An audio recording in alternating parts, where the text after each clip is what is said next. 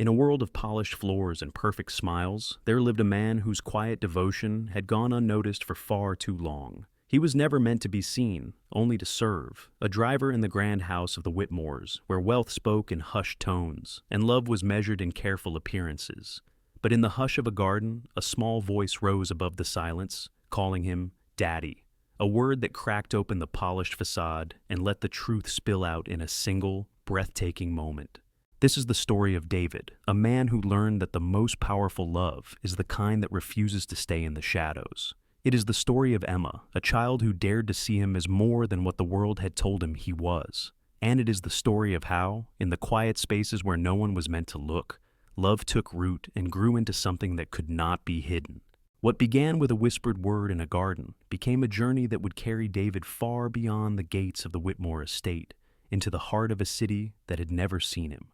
It would take him to the quiet halls of Micah's house, where laughter bloomed in the cracks of old walls, and every small hand that reached for his found an answer. This is a story of quiet rebellion and gentle strength, of how the softest voice can echo loudest when the world finally learns to listen. Stay with me to the end, because this is more than a tale of one man's journey. It is a testament to every silent love that has ever waited to be seen. The morning light filtered through the towering windows of the Whitmore estate, painting delicate patterns across the gleaming marble floors that seemed more suited to a museum than a home.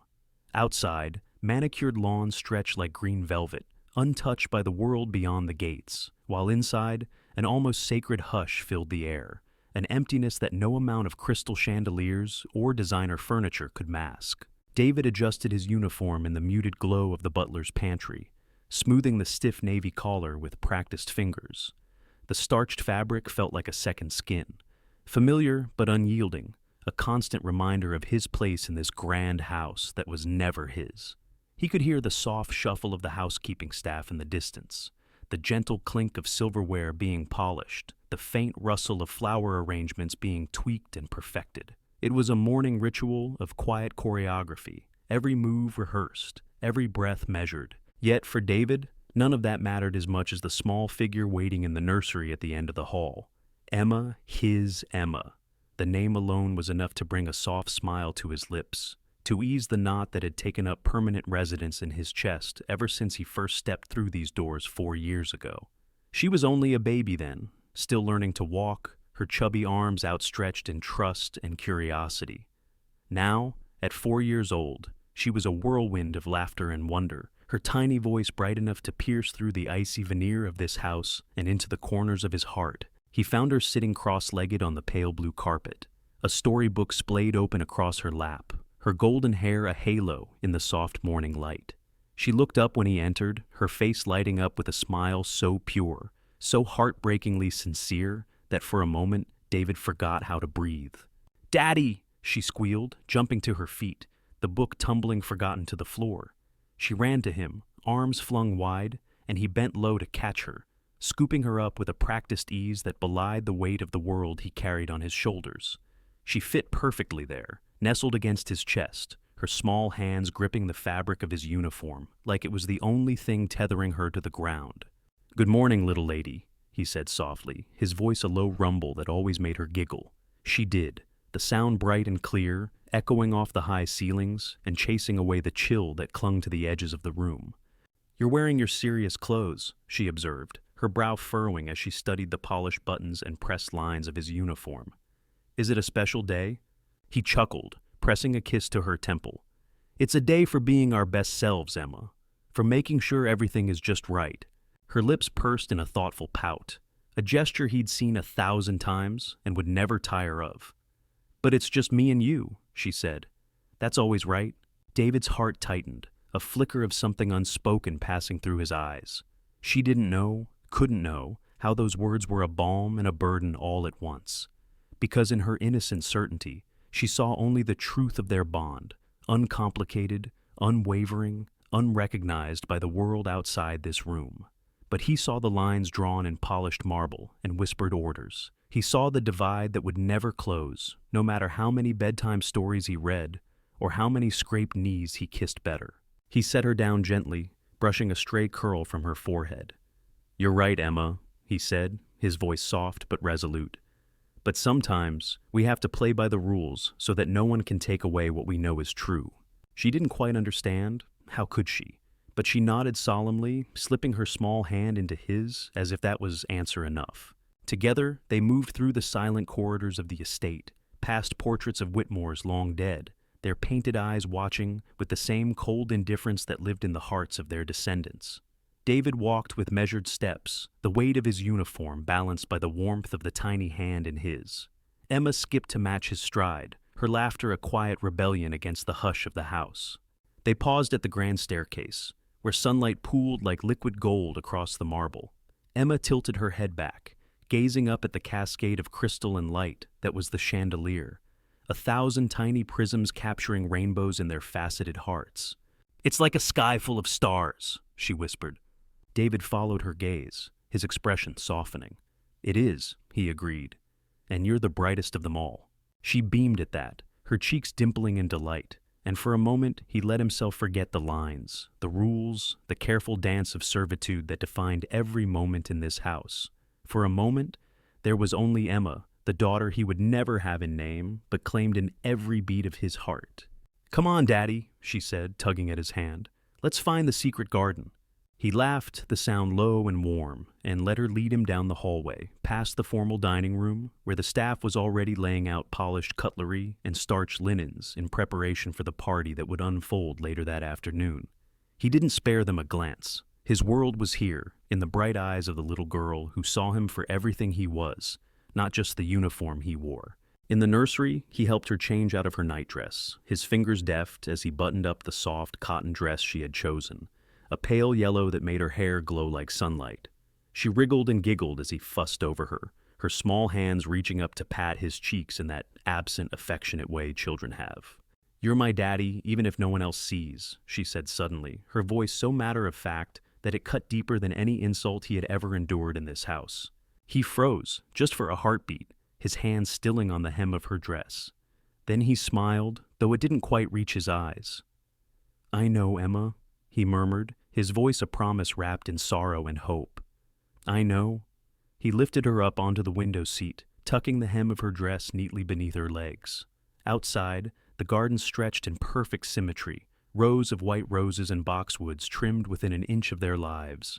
Emma pressed her palms to the glass, leaving small prints that the cleaning staff would later sigh over. But David didn't care. To him, those tiny handprints were proof of life in a house that prized appearances over laughter. "Do you think the garden has secrets?" she asked, her nose almost touching the pane. "Like in the books you read me?" David leaned in close, his voice a conspiratorial whisper. "Every garden has secrets if you listen hard enough, even the most perfect ones." She turned to him, her eyes wide. "What kind of secrets?" He smiled, a slow, gentle curve of his lips that felt like home. "The kind that live in the spaces no one notices, the laughter that echoes when no one else is listening, the dreams that bloom in the shadows." Emma considered that carefully, her small brow creasing in concentration. "I like those secrets," she decided. "They're better than the ones grown-ups keep." He let out a quiet breath, his hand resting on her back in a silent promise. "Yes, sweetheart, they are." For a moment, there was no uniform, no boundaries, only the quiet understanding between them, the bond forged in late-night stories and whispered lullabies. He could almost pretend it was enough. Almost. But the sharp click of heels on marble shattered the spell. Victoria Whitmore appeared in the doorway, her presence slicing through the warmth of the nursery like a blade. She was a vision of composure in a tailored cream suit, every hair in place, every line of her face carefully arranged to project effortless elegance. "David," she said, her tone as polished as her appearance, "we're expecting guests this afternoon. Make sure Emma is presentable." He dipped his head in silent acknowledgement, but Emma's hand tightened around his. Victoria's eyes flicked down to the gesture, a flicker of disapproval in their icy depths. "And see that you remain discreet," she added, her voice soft but edged with steel. "Yes, ma'am," he replied evenly. He didn't let go of Emma's hand until Victoria turned and disappeared down the hall, the air seeming colder in her wake. Emma looked up at him, her expression troubled. "Why doesn't she like you, Daddy?" He crouched to her level, brushing a strand of hair behind her ear. "It's not about liking, Emma. Some people, they only see what they expect to see." Her small brow furrowed. "But I see you." His throat tightened. "And that's enough for me, little one." She nodded, satisfied, and hopped off the window seat, her small shoes tapping softly against the floor. "Let's go to the garden," she said, "before the grown-ups come." He took her hand and led her down the back staircase, the one reserved for staff, their footsteps a quiet rebellion against the house's rigid rules. In the garden, the air smelled of roses and freshly cut grass. Emma skipped ahead, her laughter bright as she wove between the hedges. And for a few precious moments, David let himself believe that this was all that mattered. But even here, in the sanctuary of the garden, the weight of the coming day pressed down on him. He knew the party would be a showcase, a performance of perfection for people who would never see the truth of what lived within these walls. And he knew that in that performance, there was no place for the man who had become a father in every way but blood. Still, he watched Emma twirl in the sunlight, her dress a flash of yellow among the green. And he let the ache in his chest be tempered by the simple, stubborn joy of her presence. He would hold on to this moment, he promised himself. He would hold on to it even when everything else was taken away. "Come dance with me, Daddy," she called, her voice carrying on the warm breeze. He hesitated, glancing back at the house, at the tall windows where Victoria might be watching, at the walls that had been built to keep people like him in their place. But then he looked at Emma, her arms outstretched, her eyes alight with trust and love, and he stepped forward. He took her small hands in his, their fingers intertwining like the roots of an old oak tree. Together, they danced in the garden, slow and silly, the sunlight painting their faces with gold. Emma's laughter was a song, and for a fleeting moment, David let himself believe that it was enough, that he was enough. Because in that moment, he was not a uniform. He was not an employee. He was Daddy, and for Emma, that was the only truth that mattered. The sun was climbing higher now, its rays weaving patterns of light through the branches of the ancient oaks that lined the garden's edge. The faint scent of lilacs drifted on the breeze, mingling with the earthy perfume of freshly turned soil and the distant tang of lemon-scented polish from the estate's endless cleaning. David moved with Emma through the garden's winding paths, his every step measured yet instinctive. He knew this garden as well as he knew the lines of his own hands, the hidden corners where wildflowers dared to bloom in defiance of manicured hedges, the small stone bench beneath the wisteria arbor, where he'd once sat with Emma after she'd skinned her knee, her tears washing away in his steady embrace. It was a place of secrets, of whispered stories and stolen moments that belonged to them alone. Emma's laughter echoed between the stone walls, a melody that danced over the solemn hush of the house. She clutched a daisy in her fist, holding it up like a prize. "Look, Daddy," she said, her voice bright with wonder. "It's a sun that fits in my hand." He knelt before her, his eyes soft as he brushed the petals with the rough pads of his fingers. "So it is, little one," he said. "A sun just for you." She giggled and tucked the daisy behind his ear, her small hands surprisingly deft. "Now you're my prince," she declared. "My flower prince." He let out a low chuckle, the sound warm and rumbling in his chest. "Then you're my princess," he said, bowing low. "The bravest, brightest princess in all the land." Her smile widened, and she threw her arms around his neck, her cheek pressed against his shoulder. In that moment, the world shrank down to just the two of them. No mansion, no marble floors, no cold perfection. Just the warmth of her small body against his, the soft press of her breath, the quiet thud of his heart against her ear. But even in this fragile bubble of peace, the echo of footsteps and the clink of crystal from the patio reminded him that time was not theirs to command. Soon the guests would arrive, a sea of designer suits and polite smiles, and he would fade back into the shadows, unseen and unacknowledged. He set Emma down gently, brushing a smudge of dirt from her cheek with his thumb. "Let's get you cleaned up, sweetheart," he said. "We have to make sure you're ready for the party." She wrinkled her nose. "I don't want to go to the party. I want to stay here with you." "I know," he said softly, "but sometimes we have to do things we don't want to do so that we can have the things we need." She didn't understand, not fully, but she trusted him. She always had, and that was enough for now. They made their way back to the house, the garden sunlight fading behind them as they stepped into the cool, polished quiet of the halls.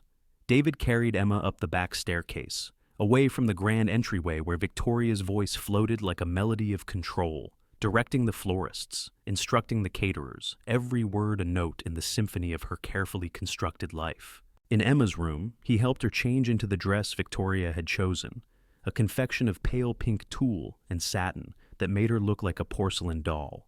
She fussed at the stiffness of the bow at her waist, her small hands tugging in frustration. "It itches," she complained, her lower lip jutting out in a pout. He smoothed the fabric with gentle fingers, his voice low and reassuring. "I know, princess, just for a little while, okay?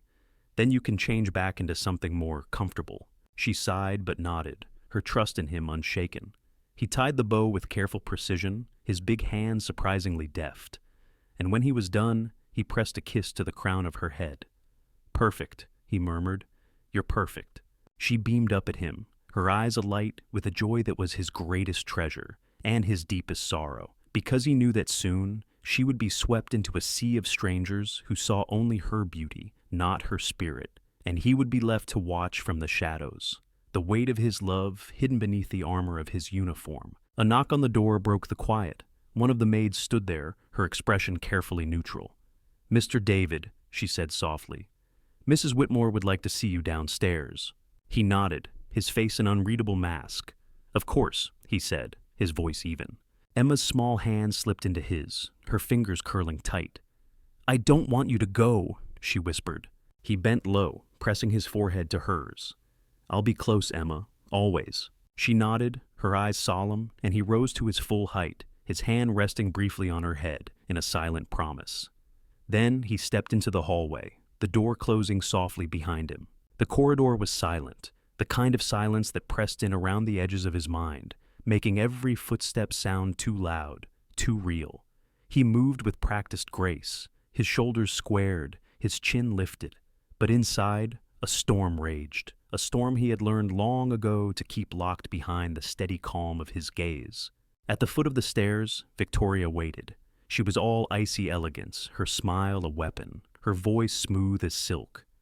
"David," she said, her tone light but edged, "the guests will be arriving shortly. Please remember your place today." He dipped his head in a gesture of deference that had become second nature. "Of course, ma'am," he said. Her smile didn't reach her eyes. "Emma will be joining us in the garden. Make sure she doesn't make a mess of herself before the photos." "Yes, ma'am." She turned away, her heels clicking on the marble floor, and he watched her go, the lines of his face unreadable. In the distance he could hear the faint strains of music, the soft rustle of expensive fabrics as the staff put the final touches on the garden. The performance was about to begin. He drew a slow breath, centering himself in the quiet. In this house, he had learned to be invisible, to move like a shadow, to speak only when spoken to. But in Emma's eyes, he was more than that. He was her protector, her confidant, her daddy. And for her, he would play whatever role the day demanded, no matter how much it cost him. The sun had climbed higher in the sky, casting warm, honeyed light across the meticulously manicured garden. The white linens draped over each table glowed softly in the early afternoon, and silver platters of delicate hors d'oeuvres gleamed like tiny treasures under the shade of cream-colored umbrellas. Soft strains of jazz drifted from a trio of musicians near the fountain, their melodies weaving a spell of effortless elegance that masked the quiet calculations of the hosts and guests. David moved through the edges of it all, like a ghost in the uniform of the living. His steps were measured, his shoulders squared, but his eyes, dark and steady, swept the gathering with a quiet vigilance. He saw the way the women laughed behind delicate gloved hands, the way the men's eyes flickered over polished silver and polished skin with equal appreciation. He saw how every smile was calculated, every gesture rehearsed, every word chosen to preserve an illusion of perfection. He also saw Emma. She stood near a rosebush, her small hands folded politely in front of her, the pink tulle of her dress catching the light like spun sugar. Her bow had come loose already, the satin trailing down her back like a ribbon of rebellion. She fidgeted, shifting from foot to foot, her eyes darting around the crowd of strangers in search of a familiar face. And when she found David, just for a moment, her shoulders relaxed. Her smile returned, small but true. It was enough to remind him why he was there. He stepped closer, his movements fluid and unobtrusive, like water flowing around obstacles. He paused near the refreshment table, his hands resting lightly on the polished wood of a silver tray. Emma caught his eye and took a half step toward him, but then Victoria's hand fell on her shoulder, guiding her back into the spotlight of polite society. "Stand up straight, Emma," Victoria murmured, her voice low and crisp.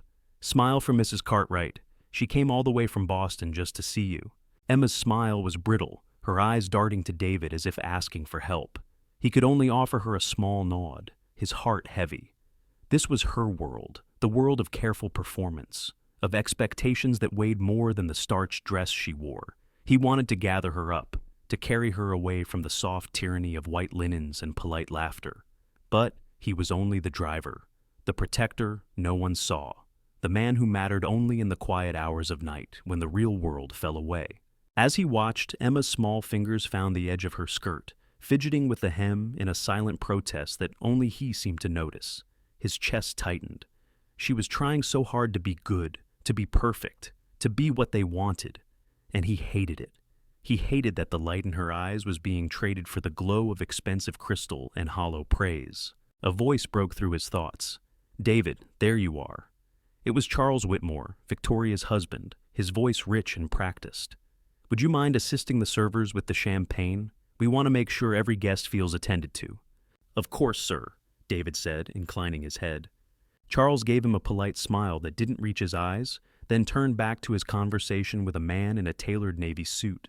David slipped away, the request a convenient dismissal. He accepted it with the same calm he always wore, but inside, he counted every second until he could be back by Emma's side, even if only in the periphery. At the serving station, David worked methodically, his hands steady as he polished the silver stems of the champagne flutes and arranged them in perfect rows. The clink of glass was a steady rhythm, a heartbeat in the hush of the garden. He watched the guests from the corner of his eye, listening to their laughter, their careless gossip, their endless small talk about things that meant nothing to him.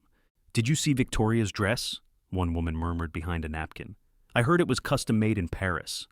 "And that driver of theirs," another woman said, with a smile that didn't reach her eyes. "So dignified. Doesn't say a word, does he?" David's jaw tightened, but he didn't let it show.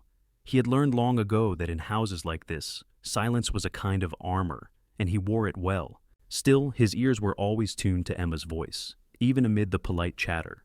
When she laughed, a real laugh, bright and unguarded, he let himself breathe a little easier.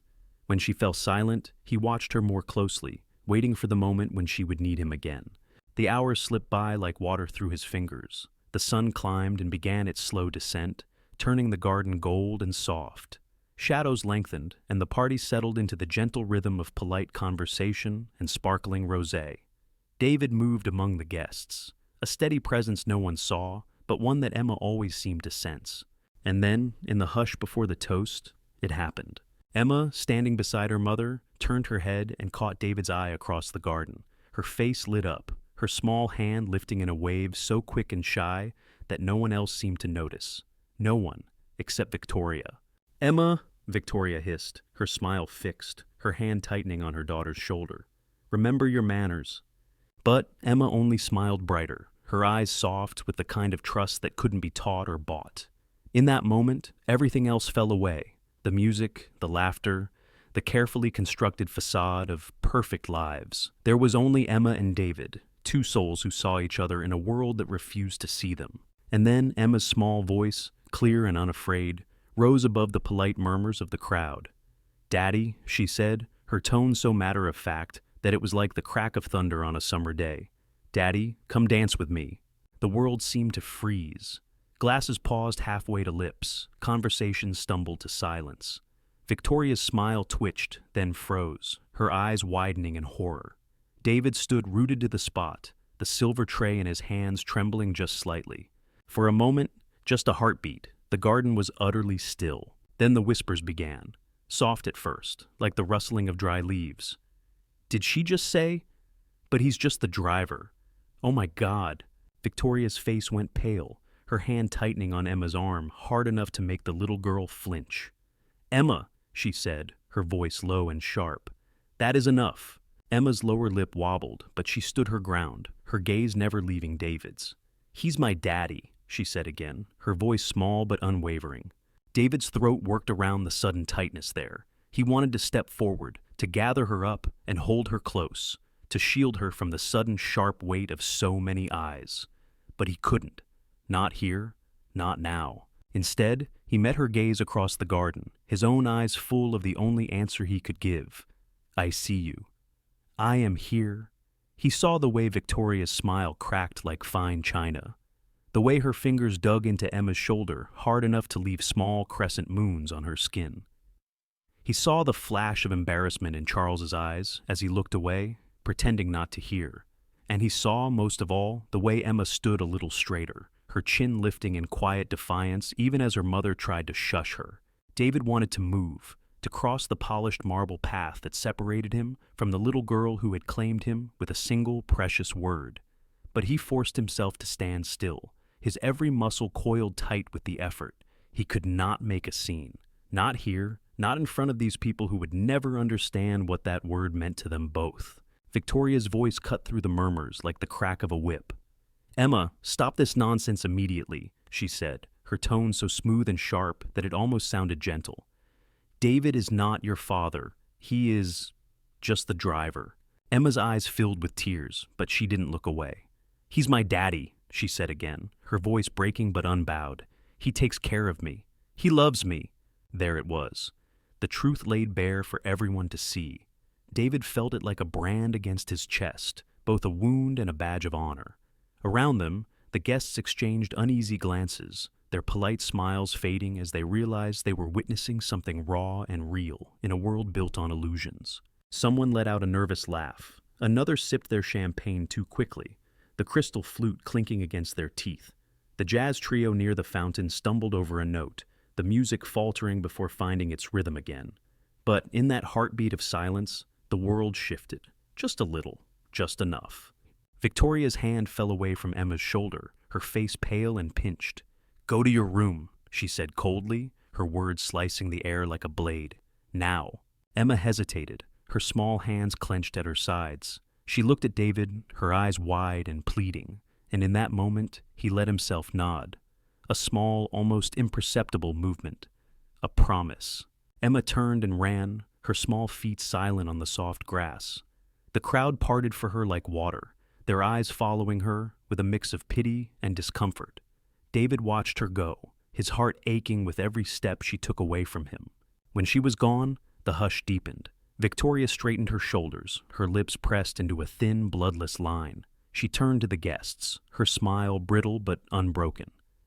Children, she said lightly, with a forced chuckle that didn't reach her eyes. They have such vivid imaginations, don't they? The guests murmured their agreement, eager to move past the awkwardness. The music picked up again, a bright, false cheerfulness that felt like a slap against David's skin. Glasses clinked, laughter resumed, and the party lurched back into motion as if nothing had happened at all. But something had.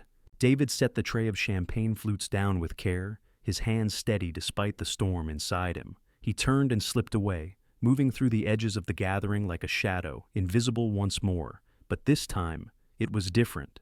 This time, he carried Emma's voice with him, her quiet, unwavering declaration ringing in his ears like a vow. He found a quiet corner near the servants' entrance, the hum of the party fading into a distant, hollow murmur. He leaned against the cool stone wall, his head bowed, his breath coming slow and measured. In his pocket, his fingers brushed against the small wooden figure Emma had carved for him weeks ago, a tiny horse with crooked legs and a lopsided mane. She had pressed it into his hand with a shy smile, saying, "It's you, Daddy. Always here, always strong." He closed his eyes, his thumb tracing the worn edges of the toy. In that moment, he felt the weight of every sacrifice he had made, every word he had swallowed, every dream he had buried beneath the uniform he wore. He felt the sharp ache of love and loss, the twin burdens he had carried for so long. When he opened his eyes, the garden was bathed in the soft glow of the setting sun, the golden light turning the white linens and pale roses to liquid amber. The guests moved through it all like phantoms, their laughter drifting on the warm breeze. And somewhere in the distance, he thought he heard Emma's laughter, a memory, a hope, a promise. He pushed away from the wall, his back straight, his shoulders squared. He would not let them see the break in him. Not yet. Not here. He would be the shadow they expected, the silent presence that kept their world safe and tidy. But inside, he was more than that. Inside, he was the father Emma had claimed him to be, and he would carry that truth with him, even if no one else could see it. He moved back through the garden, his steps quiet and sure. He paused near the edge of the patio, his eyes finding Emma's small figure in an upstairs window. She was watching him, her hands pressed to the glass, her face pale but resolute. He lifted his hand in a small wave, a promise that he was still there, still watching, still hers. She pressed her palm to the glass in answer, her breath fogging the pain. And in that silent exchange, something shifted, something held. Then he turned away, his steps measured and calm, his face unreadable. The party would go on, the music would play, the lies would smooth themselves back into polite conversation. But in the quiet spaces between the notes, in the shadows of the perfect garden, the truth would remain. He was her daddy, and that was enough. As twilight gathered at the edges of the garden, the last rays of the sun stretching long shadows across the white linens and manicured hedges, the party wore on with forced elegance. Laughter and conversation filled the air, but David could feel the subtle shift beneath it all, a quiet current of unease that rippled through the guests like a whispered rumor. He moved with practiced grace, refilling glasses, clearing plates, each motion smooth and precise. On the surface, he was the perfect servant, unobtrusive, efficient, invisible. But inside, his mind churned with the weight of Emma's voice, the echo of that single fragile word that had cracked open the hollow mask of the Whitmore estate. Daddy. He tasted the word in the back of his throat, sweet and painful all at once. He saw the truth of it in the way Emma's eyes had clung to his across the garden, the way her small hand had reached for him, even as her mother tried to pull her back into a world that had no place for him. He carried that truth like a shield as he worked, his posture calm, his expression serene. But in the glances that flickered his way from the guests, some curious, some pitying, some disapproving, he saw the lines being drawn. He was no longer just the driver, the quiet man in the background. He had become something else, something that didn't fit in the careful script of the Whitmore world. As the last guest drifted toward the gates and the air grew cool with the promise of night, David felt a shift behind him. He turned to see Charles Whitmore standing there, his expression carefully blank, his eyes distant and calculating. "David," Charles said, his voice low and even. "A word, please." David inclined his head, setting down the tray he had been holding. "Of course, sir." Charles gestured toward the house, his hand light but commanding. In the study, David followed him, his footsteps steady on the polished marble floors that seemed to stretch endlessly in every direction. The house was quiet now, the laughter and music of the garden fading behind them, replaced by the soft hush of expensive silence. The study was a room of dark wood and deeper shadows, the air heavy with the scent of leather and old books. Charles moved behind the massive mahogany desk, his fingers tapping a restless rhythm on the polished surface. David stood in the center of the room, his hands folded behind his back, his posture respectful but unbowed. For a long moment, neither man spoke. The ticking of the grandfather clock in the corner was the only sound, each tick a small hammer driving the silence deeper into the space between them.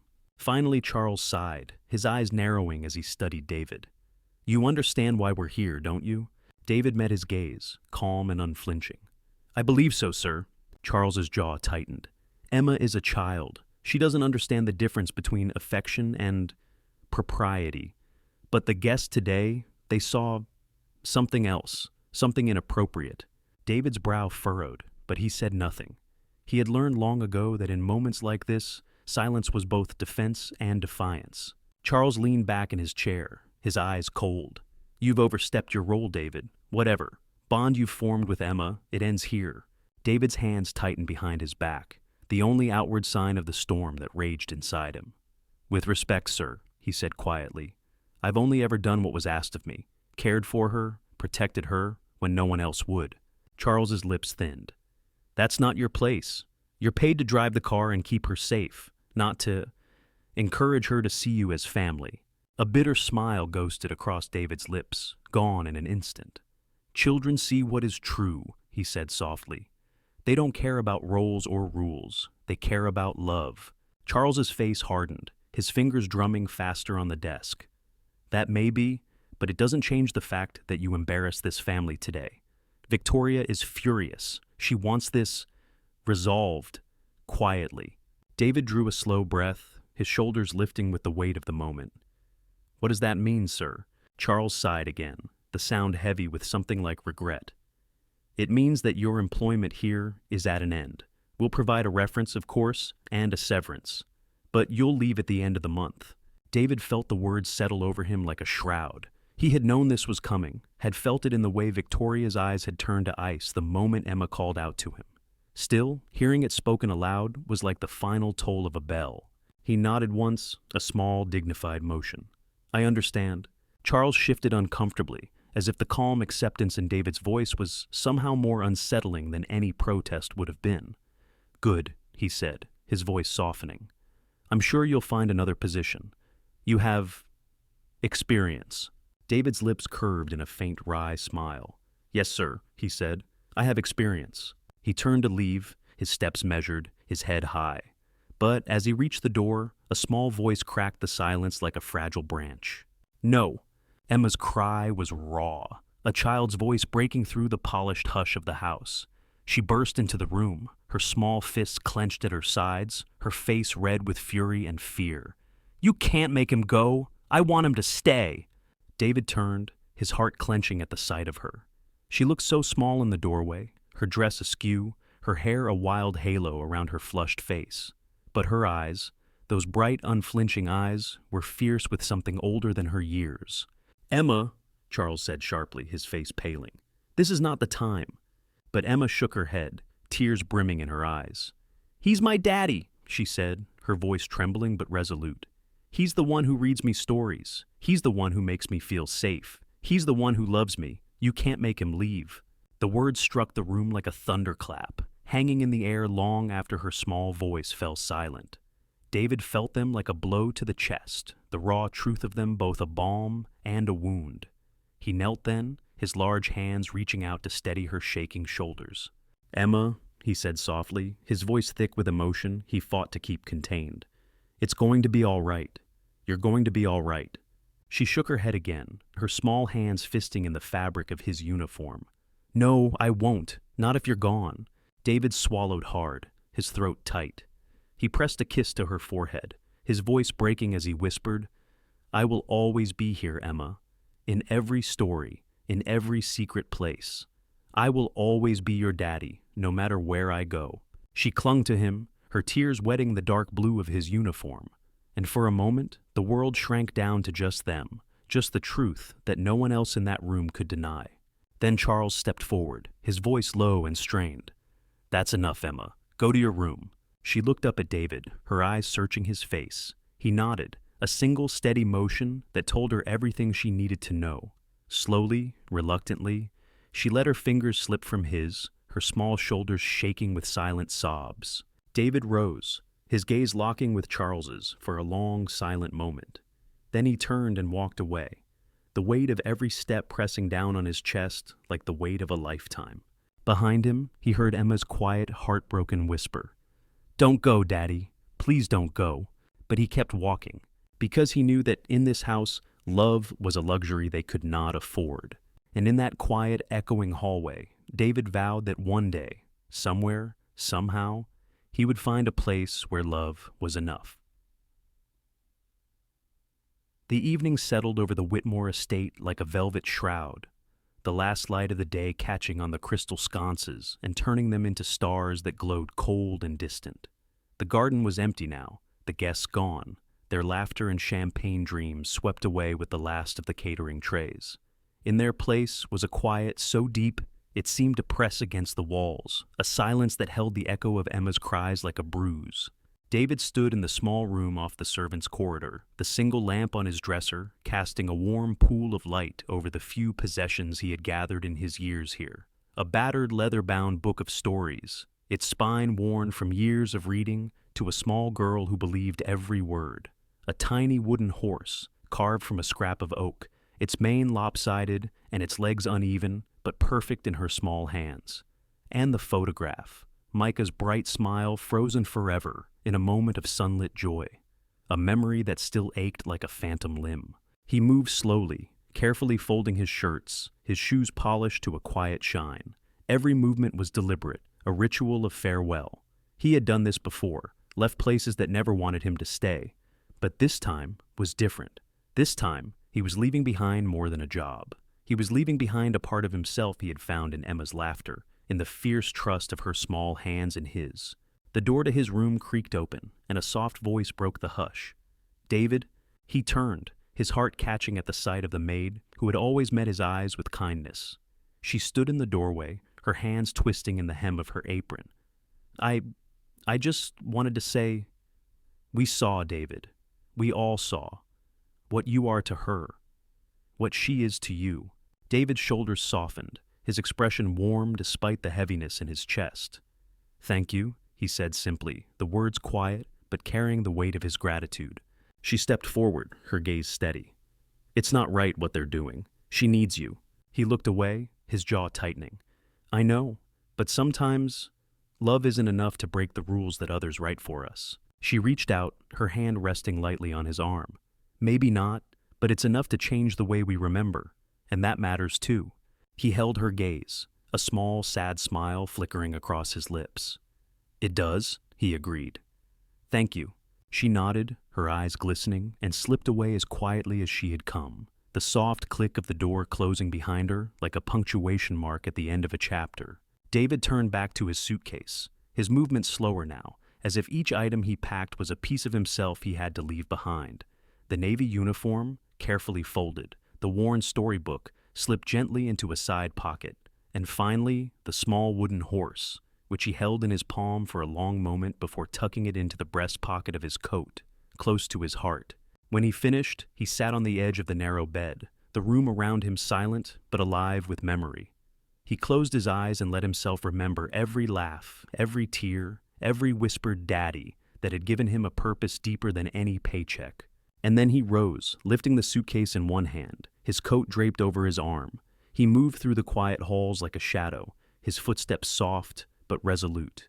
At the top of the grand staircase, he paused, looking down at the marble floors that had witnessed so much, so many dinners, so many parties, so many nights when he had carried a sleeping child up to bed and laid her down with a promise that he would always be there. He knew he could not keep that promise here, but he would carry it with him, wherever he went.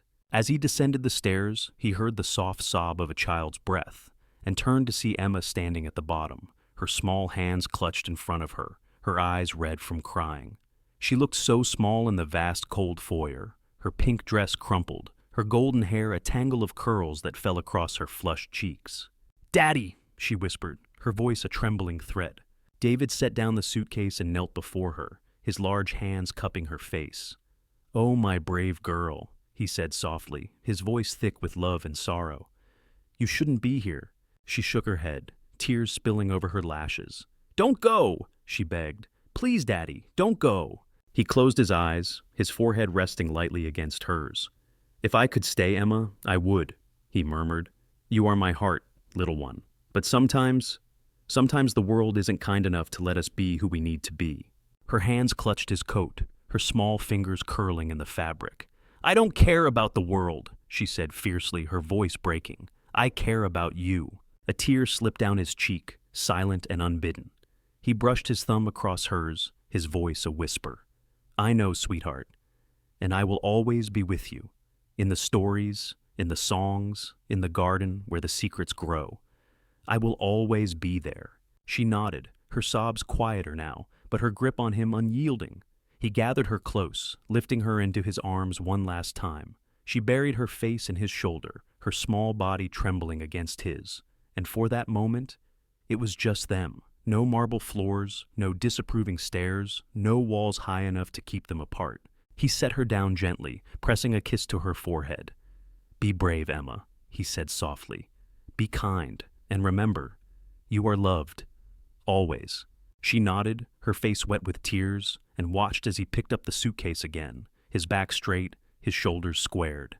He turned and walked to the door, each step a quiet testament to the love he carried with him. He paused at the threshold, looking back one last time.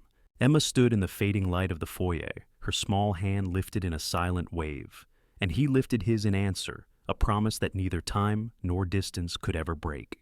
Then he stepped into the night, the door closing softly behind him. The air outside the Whitmore estate was cool and still, the quiet of the evening broken only by the soft sigh of the wind through the oaks that lined the long, winding driveway. David paused just beyond the gates, his suitcase resting at his feet, his eyes lifting to the sky where the first stars blinked to life against the deepening blue. For a long moment, he stood there, the weight of the past pressing against his shoulders like the navy uniform he no longer wore. Behind him, the mansion loomed, its windows lit with the glow of 100 candles, each one a flicker of a life he would no longer be part of. But before him stretched a road he had never dared to imagine for himself, a road that led away from polished marble and hushed voices, away from the careful choreography of servitude that had defined his life for so long. He took a slow, deep breath, the night air cool and clean in his lungs. He let it out slowly, feeling the tension drain from his shoulders, the quiet resolve in his chest growing stronger with every heartbeat. He picked up the suitcase and started down the driveway, each step a quiet, deliberate act of defiance against the world that had tried to keep him in the shadows. The city was a few miles away, its lights a distant glow on the horizon. He walked steadily, the rhythm of his footsteps a small comfort in the darkness. He passed houses wrapped in silence, their manicured lawns lit by soft porch lights that seemed to echo the quiet perfection of the estate he had left behind. But here, beyond the gates, the night felt more honest.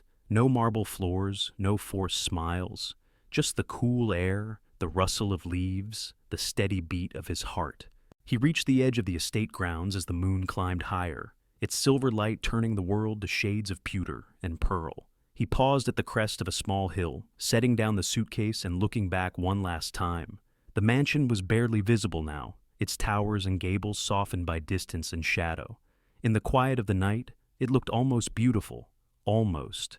But he knew better. He knew the silence that lay beneath the glow of the chandeliers, the hollow perfection that had tried to swallow the small, bright truth of a child's laughter. He turned away, his breath steady, his resolve firm.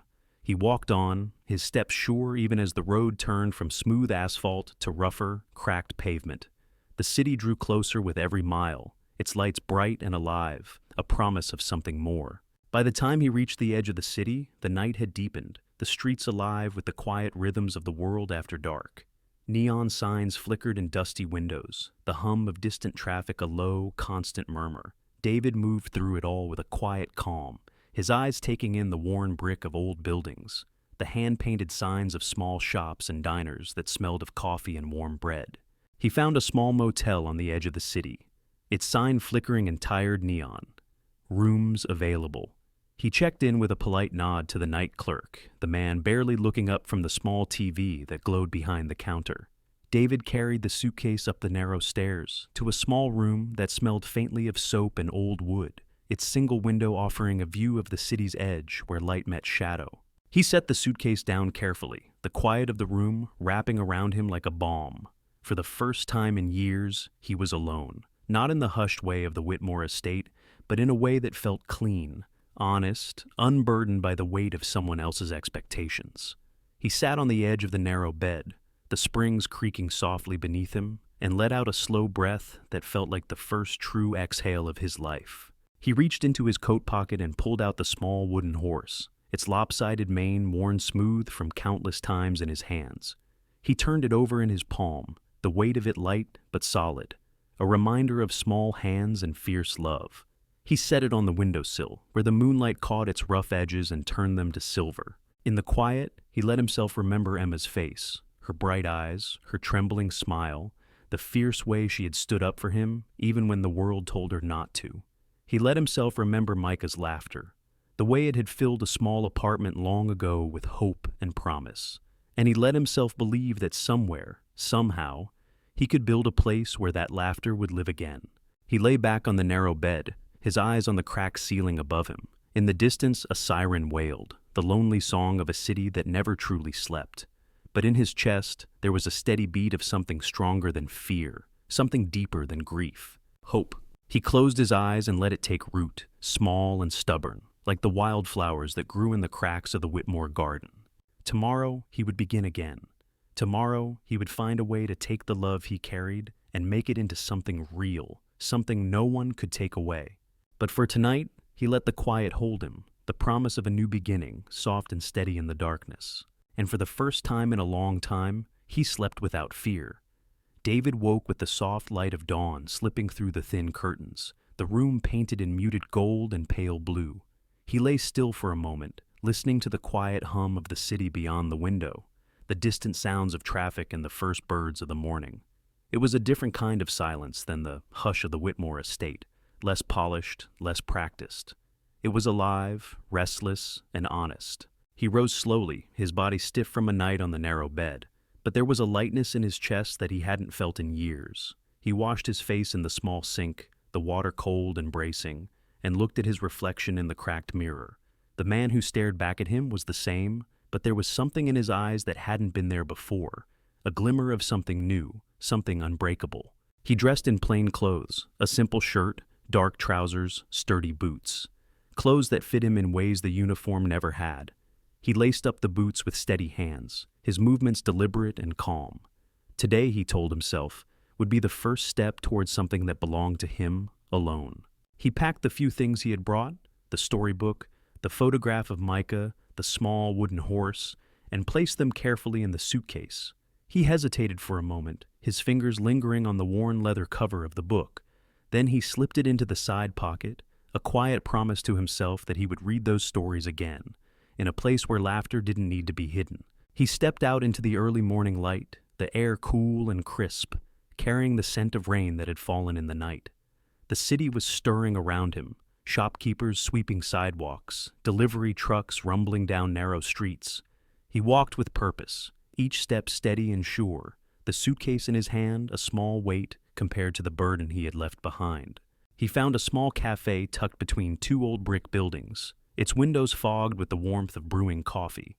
Inside, the air was rich with the scent of roasted beans and fresh bread, the soft murmur of quiet conversations. He ordered a coffee and sat at a corner table, the cup warm between his palms as he watched the city wake around him. He saw mothers walking their children to school, their hands clasped tight in small acts of love. He saw men and women in work clothes, their faces lined with fatigue and determination. He saw a world that was messy and alive, a world that made no promises but offered a kind of freedom he had never known behind the gates of the Whitmore estate. As he sipped the bitter coffee, he let his thoughts drift to Emma, her bright eyes, her small hand in his, the way she had stood so bravely in front of the world and claimed him as her own. He knew she would be all right. She was stronger than she knew, and he had given her what he could, a foundation of love that would hold even when he was gone. But he also knew he couldn't let her be the end of his story. There were other children out there, other small voices that needed someone to hear them, someone to see them, and he was done with being invisible. He spent the morning walking the streets of the city, the suitcase bumping against his leg with each step. He stopped at community centers, at schools and libraries, asking questions, offering quiet help. He spoke with people who worked in the shadows, social workers, teachers, counselors, people who understood that family wasn't always about blood, that sometimes it was about being the one who stayed when no one else would. He learned about programs that needed volunteers, about shelters that needed strong hands and steady hearts. And with each conversation, he felt the threads of something larger weaving together, a tapestry of purpose and promise that he had almost forgotten how to hope for. By afternoon, he found himself standing in front of a small building at the edge of the city. The sign over the door was worn but proud. Micah's house, a place to heal. The name caught in his throat like a prayer, the way it always did. He stepped inside, the smell of paint and new beginnings wrapping around him like a welcome. Inside, children's drawings covered the walls, bright suns and crooked houses, stick-figure families with too many arms and too many smiles. A woman with kind eyes and a tired smile greeted him, her hands warm as she shook his. "We always need more hands," she said, "more hearts." He nodded, his voice low but certain. "I have both," he said simply. She smiled and handed him a clipboard, her eyes meeting his with a quiet understanding. "Welcome," she said. David filled out the forms with careful, deliberate strokes, each letter a promise to himself. When he finished, he set down the pen and looked around the small room, the worn chairs, the scuffed floors, the shelves of battered toys and well-loved books. It wasn't perfect, it wasn't polished, but it was real. And for the first time in years, he felt like he belonged. As he stepped back into the afternoon light, he looked up at the sign again, the letters catching the sun. Micah's house. He pressed his palm to the rough wood, the memories of his son a gentle ache in his chest.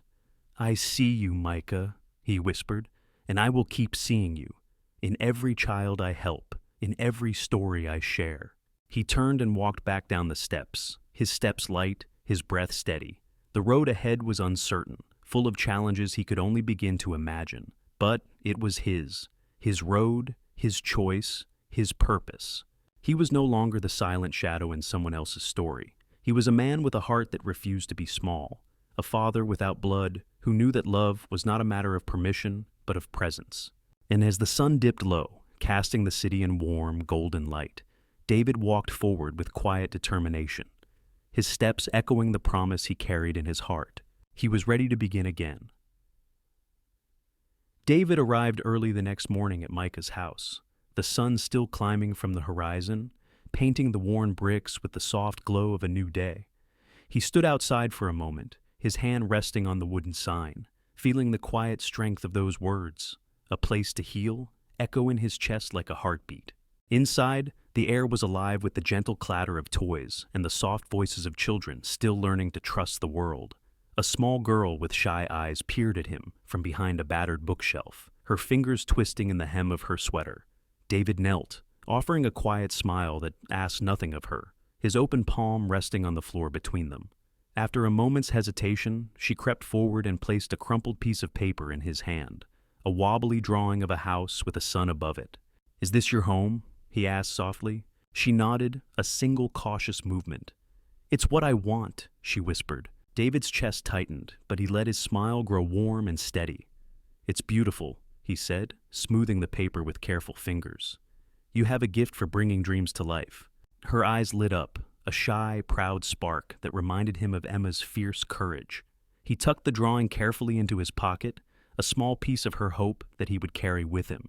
The director of Micah's house, a woman named Marisol with eyes like the soft earth after rain, welcomed him with a nod that spoke of quiet battles and small victories.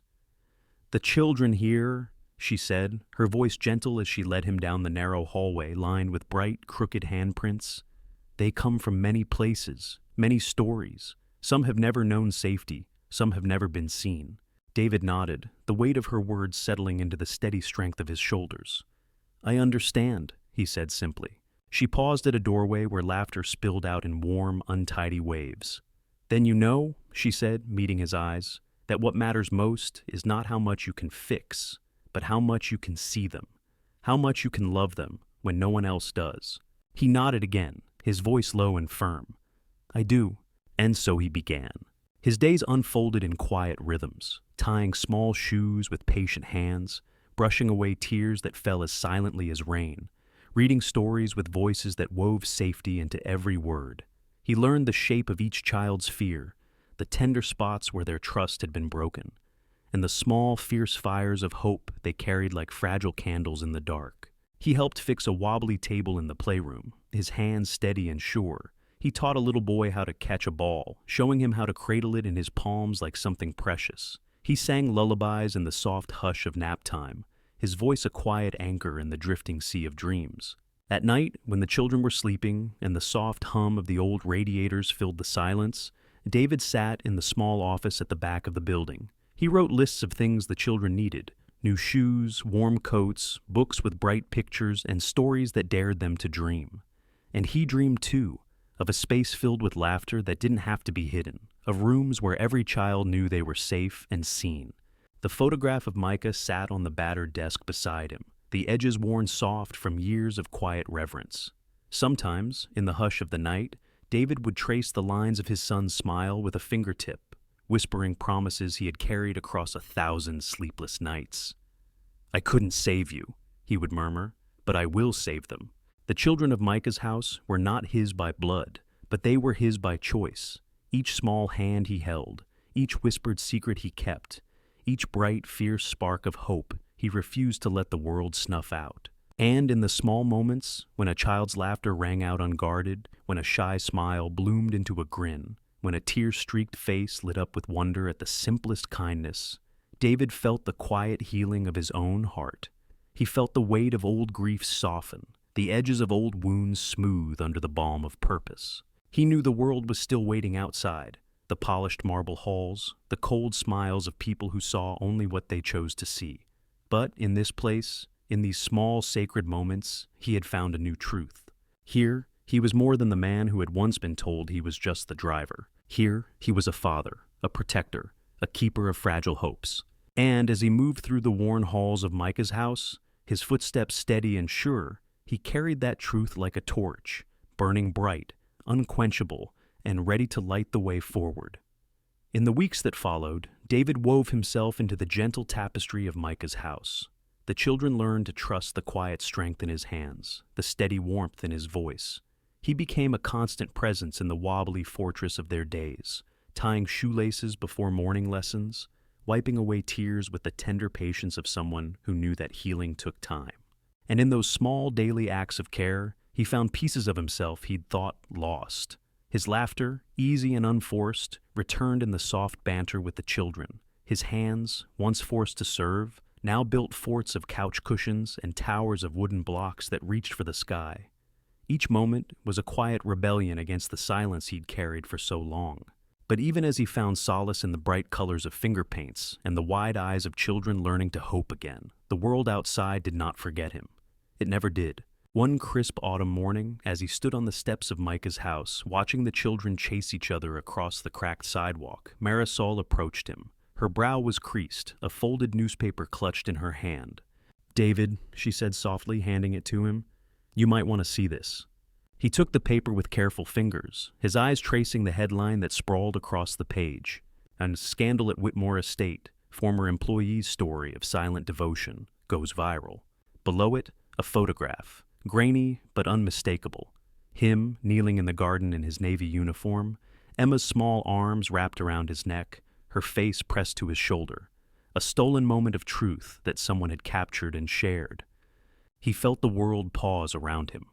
The laughter of the children faded into a distant hum, the chill of the autumn air sharp and real against his skin. Marisol touched his arm gently. "There's a video too," she said quietly. "The day she called you Daddy in front of them all." He closed his eyes, the memory of Emma's small voice echoing in his mind, a word that had cracked the world open and let the truth spill out. "They're talking about it everywhere," Marisol continued, her voice steady but kind. "Some are saying it's a scandal, some are calling it beautiful." David looked out at the children playing in the golden morning light, their laughter a fragile, perfect melody.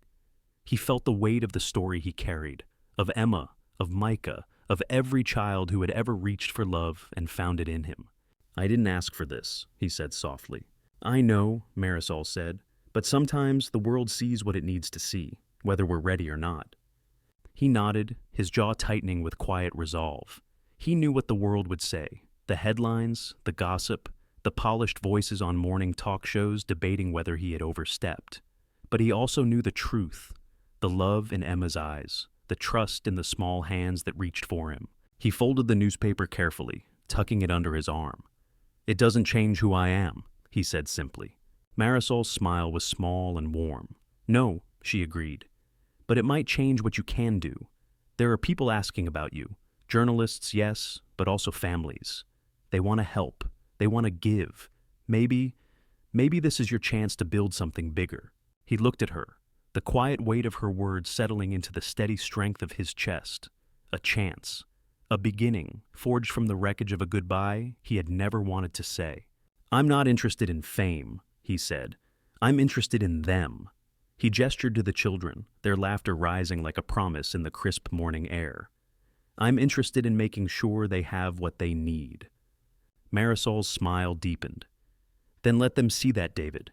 Let them see what you've always been, a man who never stopped loving." He watched the children for a long moment, the memories of the Whitmore estate fading into the golden light of the new day. He knew there would be questions, judgments, voices that would try to twist the truth into something it had never been. But here, in the small, bright world of Micah's house, he had found something more enduring than any headline. Here, he was not just a driver or a caretaker or a shadow in someone else's story. Here, He was what he had always been in the quiet places of his heart, a father, a protector, a man who had chosen love, even when it cost him everything. And as he stepped back inside the small building that smelled of crayon wax and warm bread, he knew he would face whatever came next with the same quiet resolve that had carried him this far. Because he understood now, the world might see what it wanted to see, but the children, they saw him, and that was enough. The days that followed moved with a strange electric undercurrent, like the hush of a summer storm gathering just beyond the horizon. Micah's house was still the same small refuge of laughter and small feet pattering across worn wooden floors, but now, every time David stepped out into the yard to tie a loose shoelace or catch a ball thrown too high, he felt the eyes of the world just beyond the fence. At first, it was only the quiet whispers of neighbors, the curious glances of people who paused at the sidewalk to read the new sign Marisol had painted by hand, Micah's house, a place to heal. But soon, there were reporters too, men and women with bright eyes and bright microphones, their voices practiced and polite as they asked questions he wasn't sure he wanted to answer.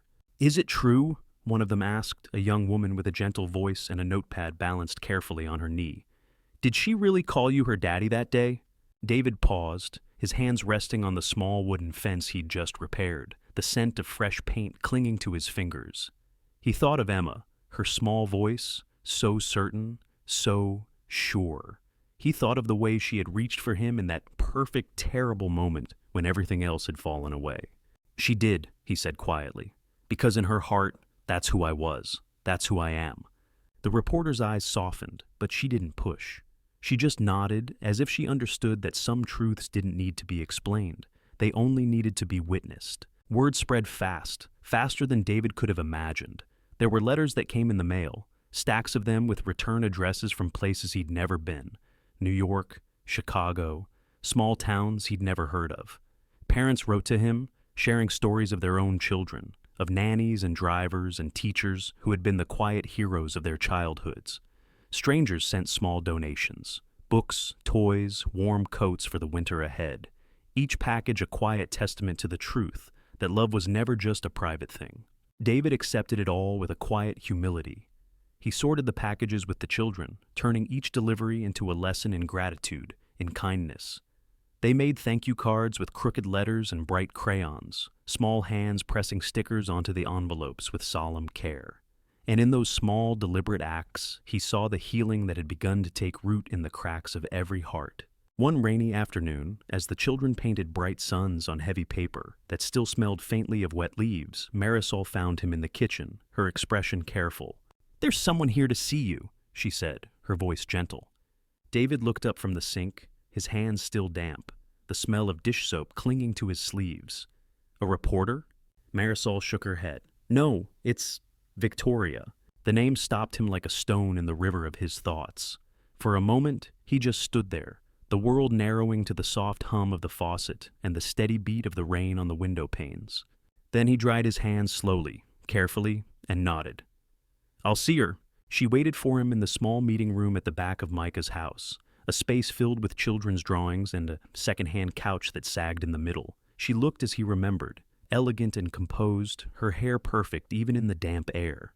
But there was something in her eyes he hadn't seen before, something like uncertainty. "David," she said as he entered, her voice soft but taut. "Thank you for seeing me." He nodded, his face calm. "Why are you here, Victoria?" She hesitated, her hands twisting in her lap. I didn't expect it to become such a story. I didn't expect the world to care so much." "They care," he said quietly, "because they understand what it means to love a child." She flinched at that, her gaze dropping to her hands. "I came to say, I'm sorry," she said finally, her voice a whisper. "I was so worried about appearances, about what people would think. I forgot that what matters is what she needed, what you gave her." David's jaw tightened, but he said nothing. He let the silence speak for him. Victoria's eyes lifted to his, wet with unshed tears. "I was wrong," she said, "and I wanted you to know. I see it now. What you did for her. What you were to her." For a long moment, David looked at her, searching her face for the truth of her words. And in that quiet, he saw it, the crack in her careful mask, the place where something real had finally begun to bloom. "Thank you for telling me," he said, his voice soft. She nodded, her shoulders sagging with a weariness he knew well. "How is she?" she asked, her voice breaking. Does she still think of you?" David's breath caught, the memory of Emma's small hand in his, her fierce, bright love. "I think she always will," he said. "And I will always think of her." Victoria's eyes filled, and she bowed her head.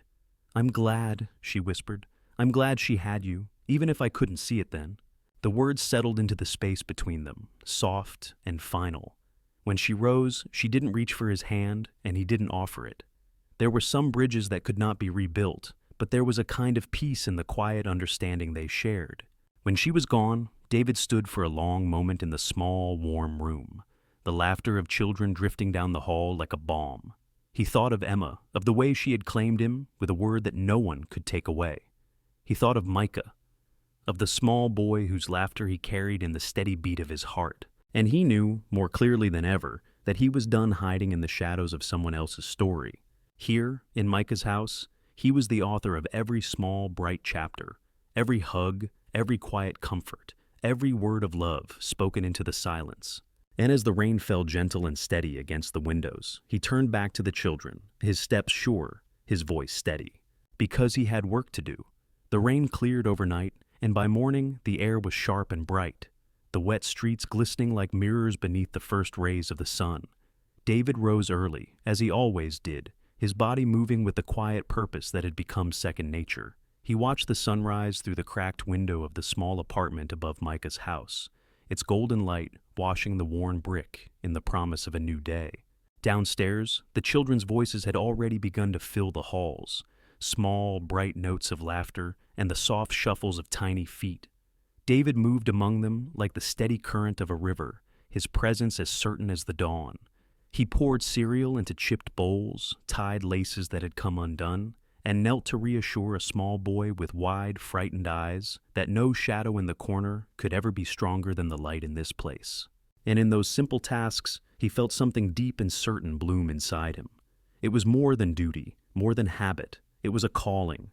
One afternoon, as he fixed a loose hinge on the playroom door, Marisol came to him with a stack of papers in her hands. Her face was thoughtful, her eyes bright with the glimmer of an idea that had begun to take shape.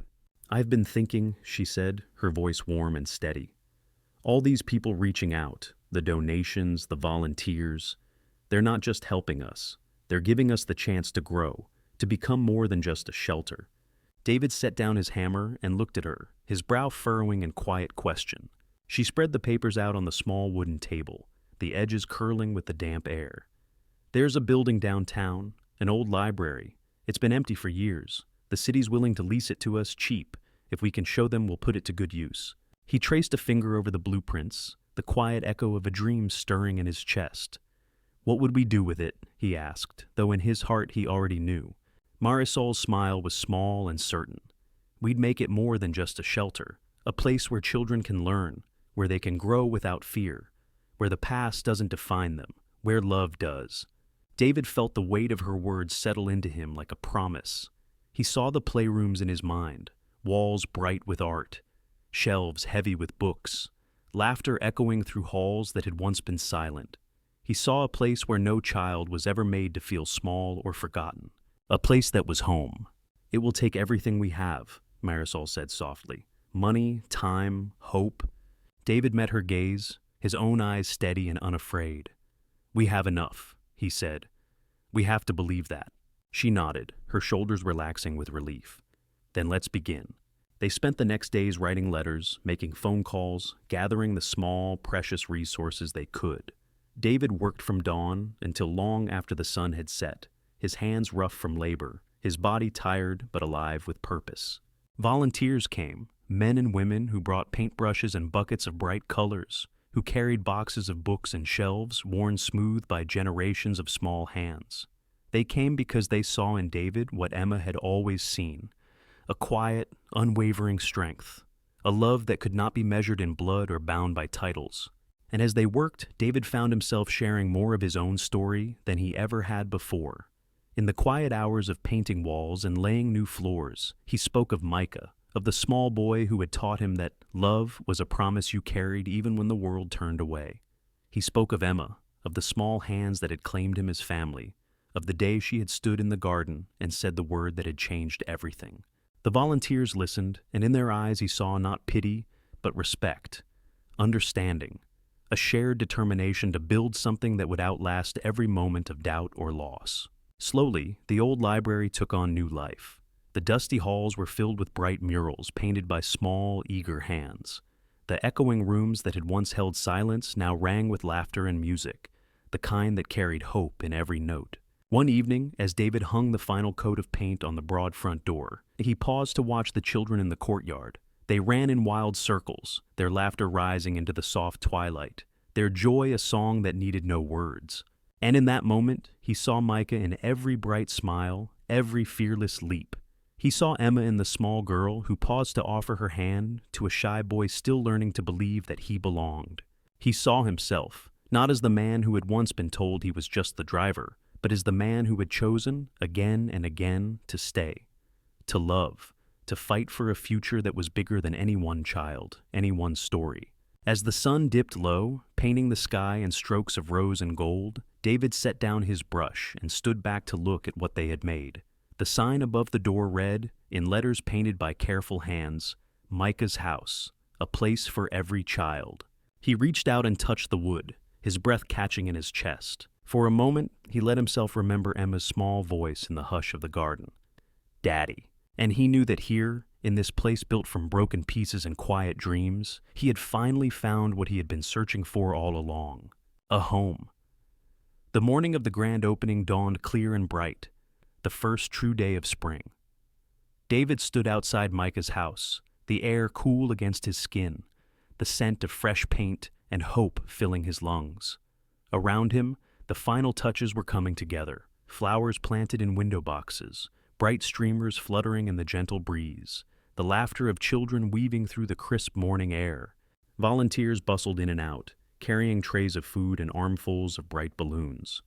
The city had come alive with the story of Micah's house, stories of healing and second chances, of a man who had turned the quiet strength of his love into something that could not be denied. And on this day, they had all come to see it for themselves. David moved through it all with calm purpose, his hands steady as he tied small shoes, his voice warm as he welcomed each new face. He paused often to watch the children, their laughter bright and sure, their small hands reaching out to claim the space as their own. In their joy, he saw the echo of every child he had ever held close, Micah's laughter, Emma's bright eyes, and all the children who had walked through the doors of Micah's house to find safety in his quiet devotion. As the sun climbed higher, the small crowd gathered in the courtyard, neighbors, city officials, old friends who had watched the building come to life with fresh paint and brighter dreams. Marisol stood beside him, her smile bright and unwavering, her eyes shimmering with quiet pride. She stepped forward and raised her voice, the hush of the crowd falling around them like a held breath. "Welcome, everyone," she said, her voice ringing clear. "Welcome to Micah's house, a place built on love, on hope, and on the belief that every child deserves to be seen and cherished." A soft cheer rose from the crowd, the warm applause filling the courtyard. David felt it settle in his chest like a quiet promise, each hand clapping a testament to the simple truth he had always known, that love, once planted, would grow in the most unexpected places. As the ribbon was cut and the doors swung open, the children ran through the halls with laughter in their voices. Their joy, a bright song that filled every corner of the old building. David followed them, his footsteps quiet and sure, his eyes taking in the painted walls and the shelves of books, the small chairs set in circles where stories would be shared. He paused in the playroom, his breath catching as he watched a little girl in a bright yellow dress draw a sun in the center of a scrap of paper. She turned to him, her eyes shining, and held it out with a shy, proud smile. "For you," she said. He knelt and took it carefully, his hands gentle. "Thank you," he said softly, his voice thick with emotion. "It's perfect." And in that small, perfect moment, he felt the past and the present knit together, the quiet echoes of loss and love, finding their place in the steady beat of his heart. But as he rose, he saw a familiar figure standing in the doorway, her blonde hair catching the light, her expression uncertain. Victoria. For a moment, the room fell silent in his mind, the children's laughter fading into the hush of old memories.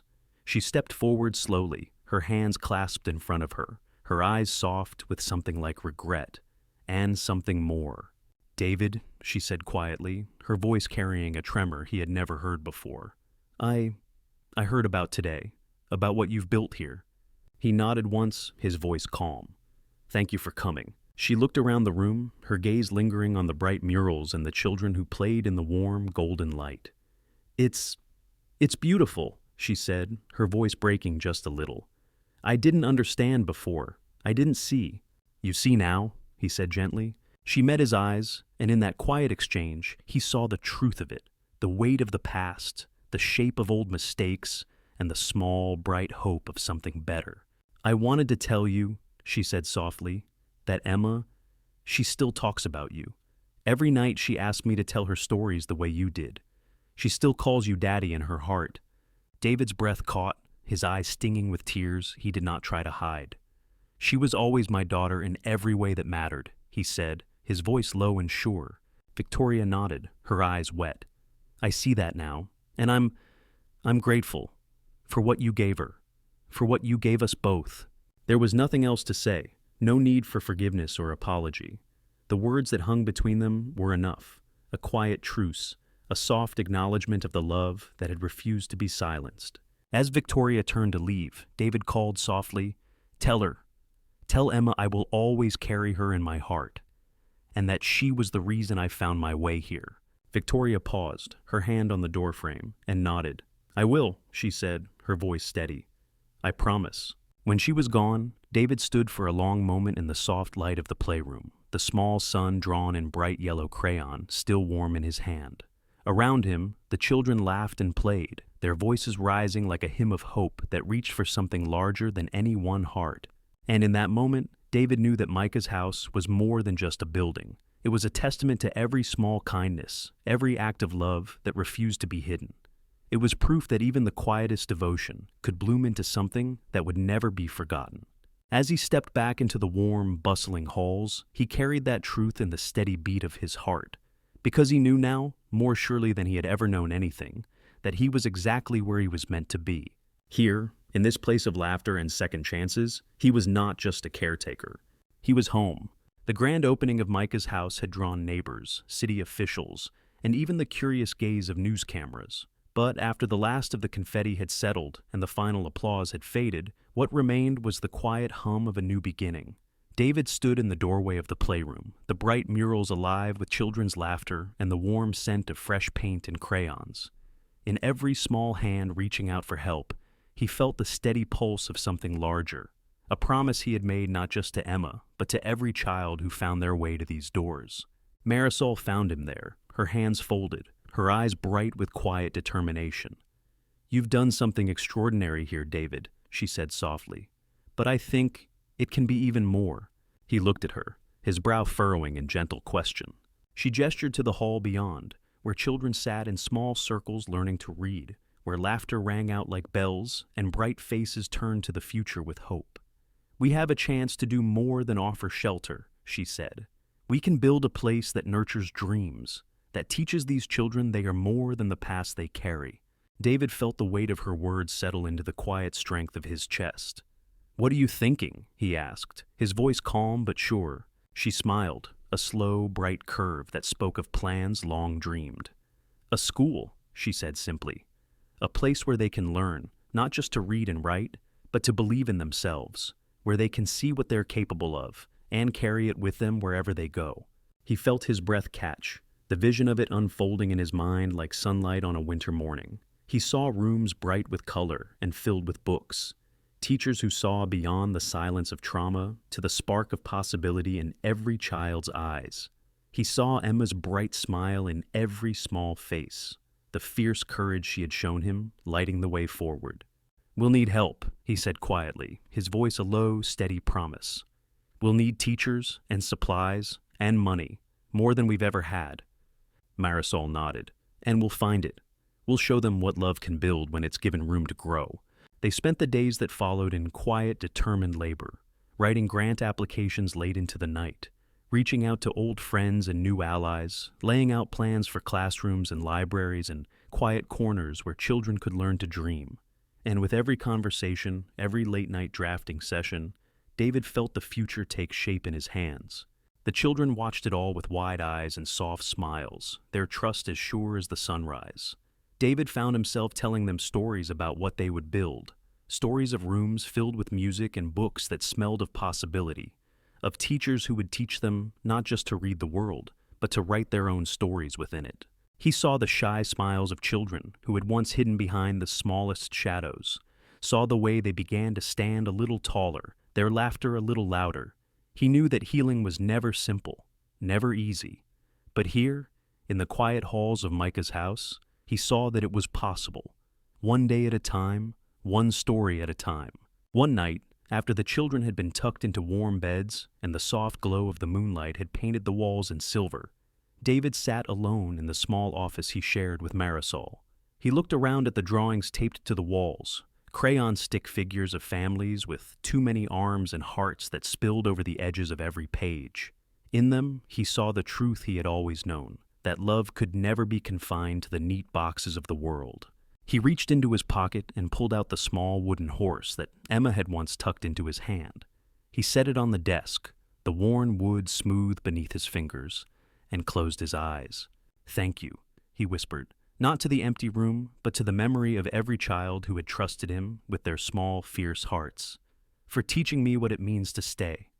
The next morning, he rose early, his steps steady and sure. The children greeted him with bright smiles and shy laughter, their small voices weaving a tapestry of hope that wrapped around him like a shield. And as he moved through the halls, offering a hand to a child who still flinched at every loud noise, wiping away a tear that fell without warning, he knew that the work was only just beginning. He was no longer the driver, no longer the man who watched the world from the shadows.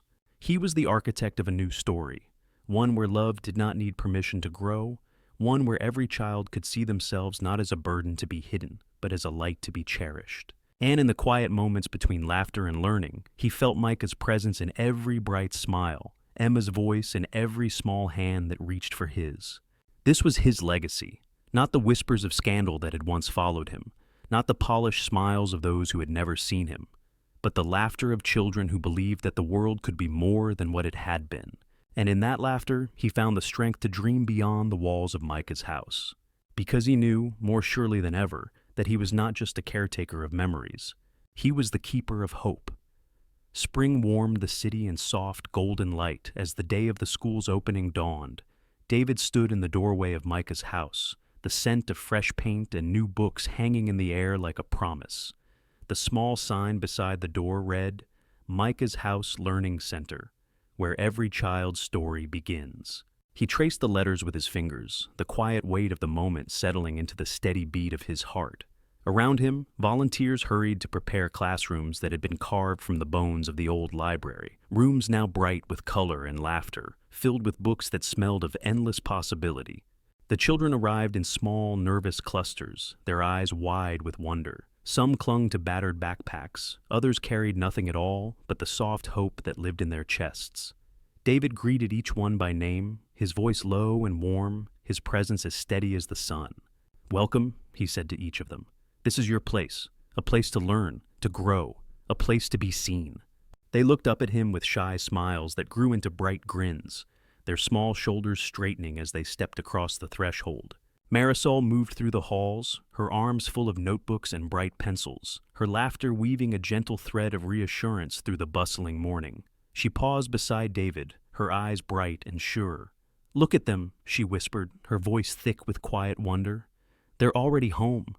He nodded, his breath catching as he watched a small boy with a gap-toothed grin reach for a book that had once belonged to another child, one who had outgrown its stories, but never its magic.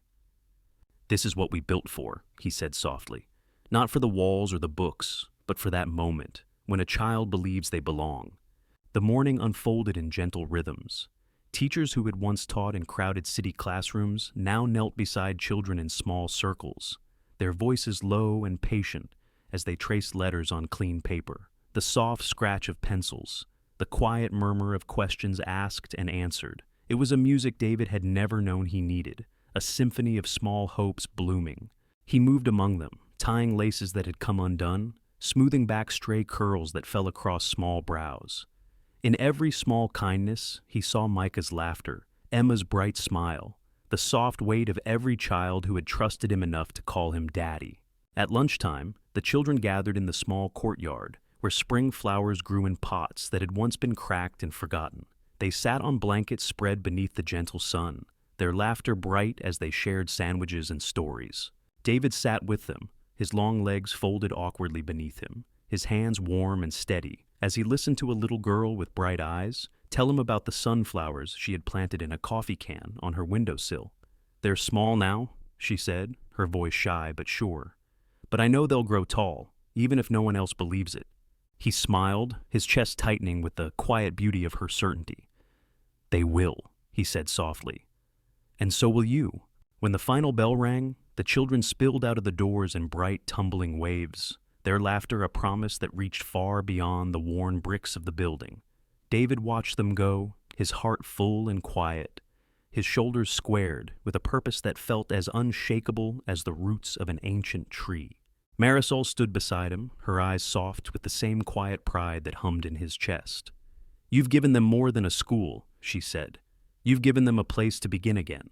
He nodded, the small wooden horse Emma had once given him warm in his pocket, a silent echo of the truth he had carried through every door he had ever opened. "It's what they deserve," he said simply.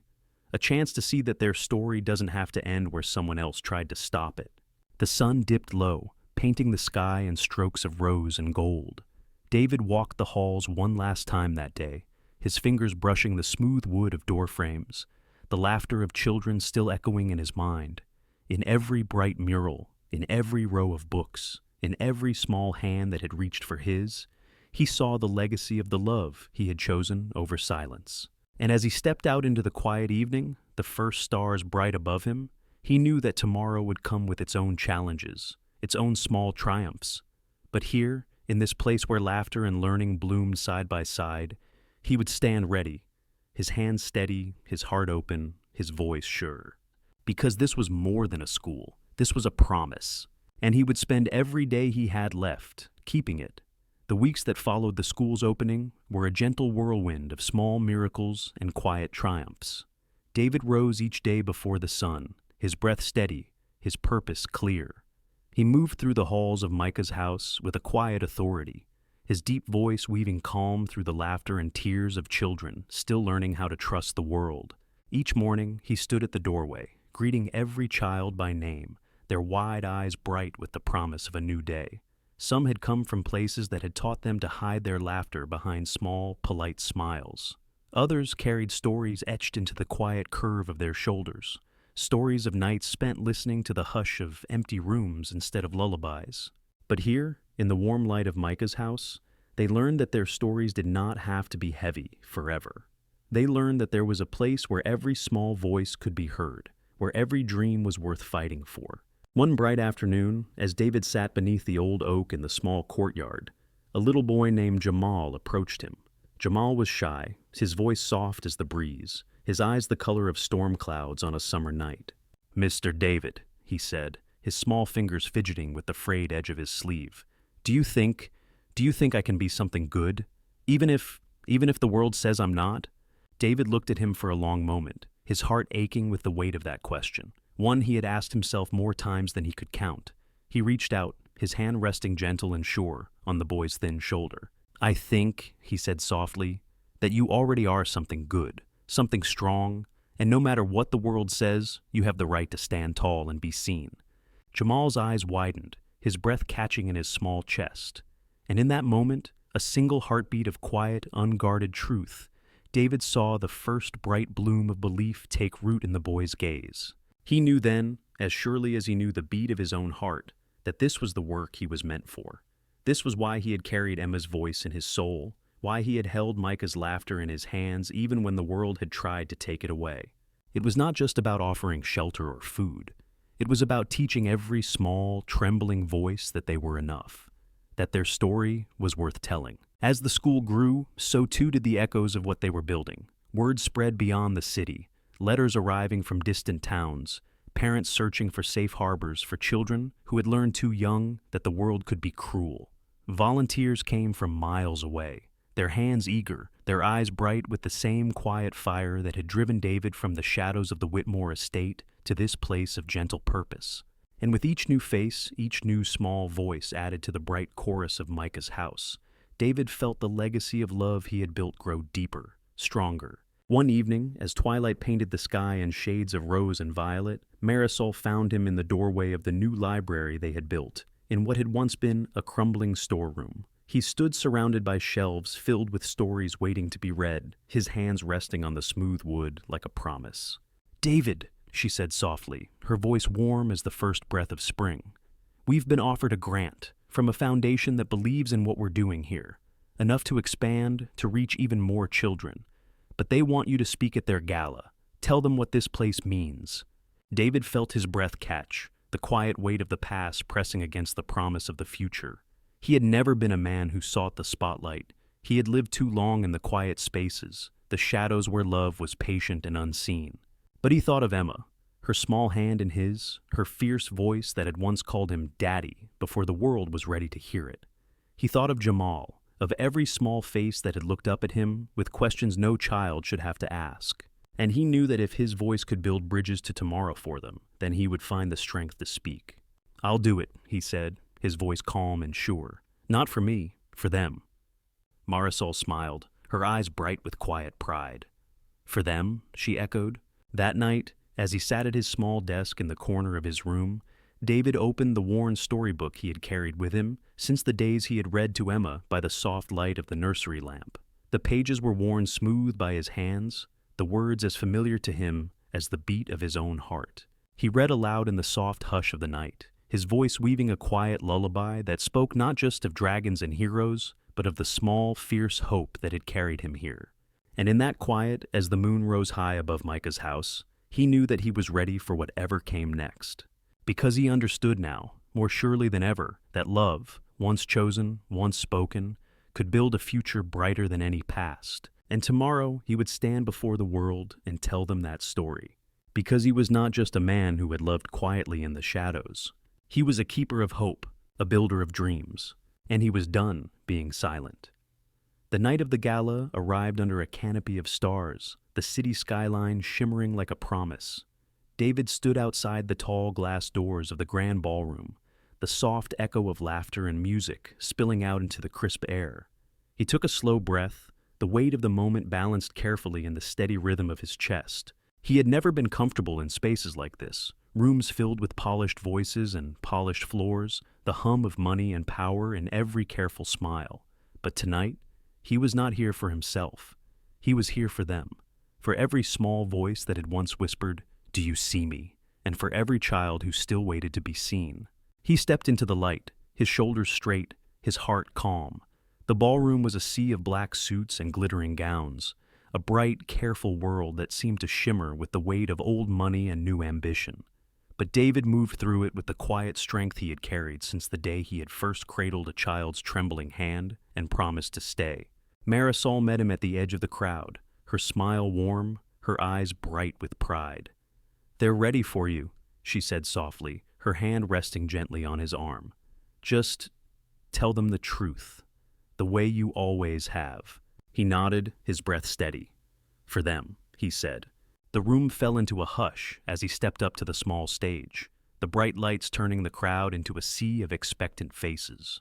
For a moment, he let the quiet settle around him, the soft beat of his heart the only sound in the hush of the glittering room.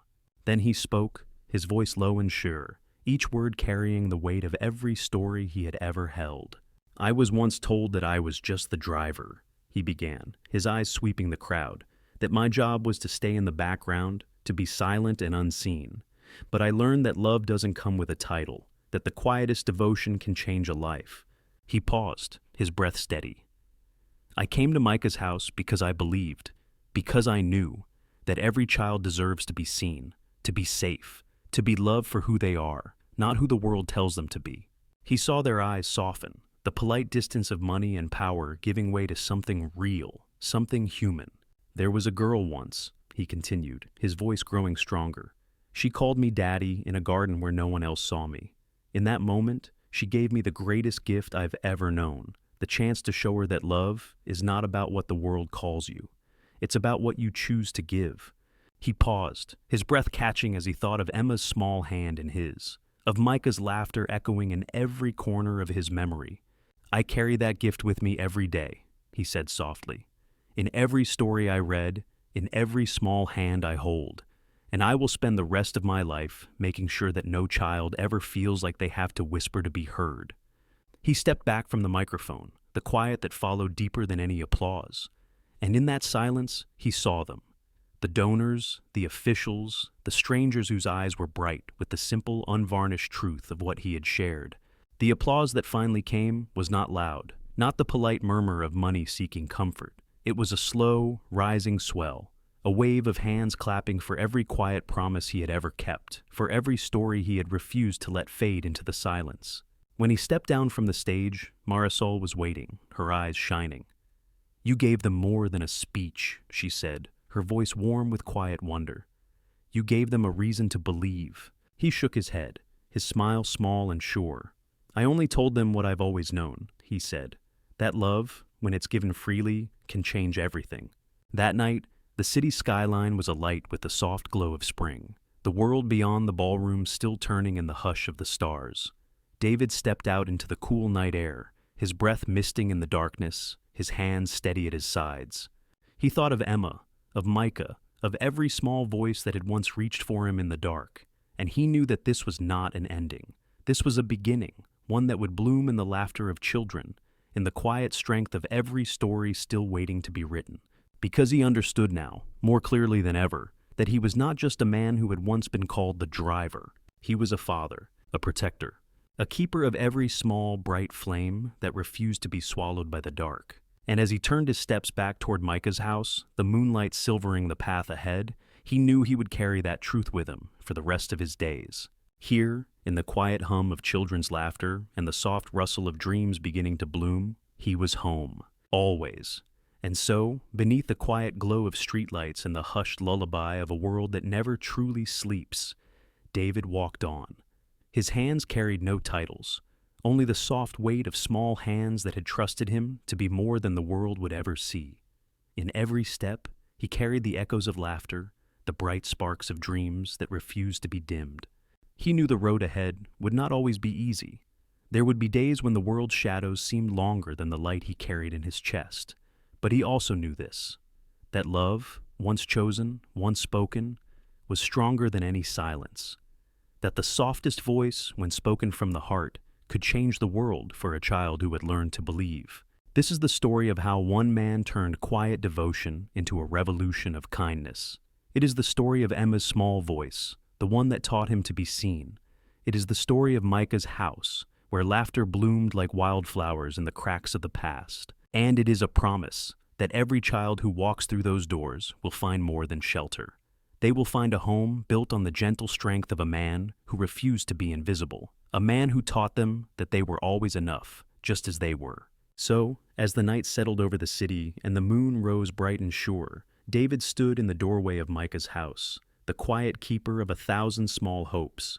And in the hush of the darkness, he knew that tomorrow would be brighter.